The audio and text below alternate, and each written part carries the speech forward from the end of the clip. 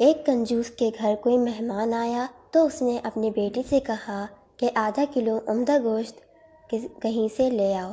بیٹا بازار گیا اور خاصی دیر بعد خالی ہاتھ گھر لوٹ آیا۔ کنجوس باپ نے پوچھا، گوشت کہاں ہے؟ بیٹا بولا، ابا جان، میں کسائی کے پاس گیا اور کہا کہ جو سب سے عمدہ گوشت تمہارے پاس ہے وہ آدھا کلو دے دو۔ کسائی نے کہا، بے فکر رہو، میں تمہیں ایسا گوشت دوں گا کہ گویا مکھن ہو۔ میں نے سوچا اگر ایسا ہی ہے تو میں مکھن ہی لے لیتا ہوں۔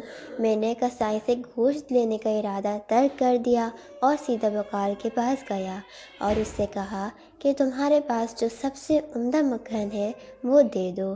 بقال نے کہا، بے فکر رہو، میں تمہیں ایسا مکھن دوں گا کہ گویا شہد ہو۔ میں نے سوچا اگر ایسا ہی ہے تو پھر شہد ہی خرید لوں۔ چنانچہ میں شہد والے کے پاس گیا اور اس سے کہا کہ تمہارے پاس جو سب سے عمدہ شہد ہے وہ مجھے دے دو۔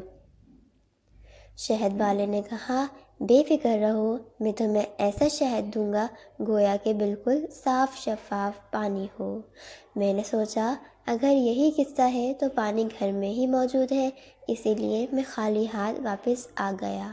کنجوس باپ کہنے لگا، واہ بیٹے، یہ تو تم نے بہت عقل مندی سے کام لیا، مگر ایک نقصان پھر بھی کر دیا، وہ یہ کہ ایک دکان سے دوسری دکان تک جانے میں تمہاری جوتی گھس گئی ہوگی۔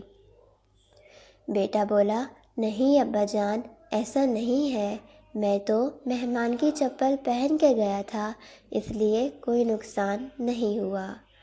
بیچارہ مہمان جو بڑی دیر سے کھانے کے انتظار میں بیٹھا ہوا تھا، فوراً اٹھا اور اپنی منزل کو روانہ ہو گیا کہ کہیں دوسرے وقت کے کھانے کے انتظار کے لیے مزید تکلیف برداشت نہ کرنی پڑے۔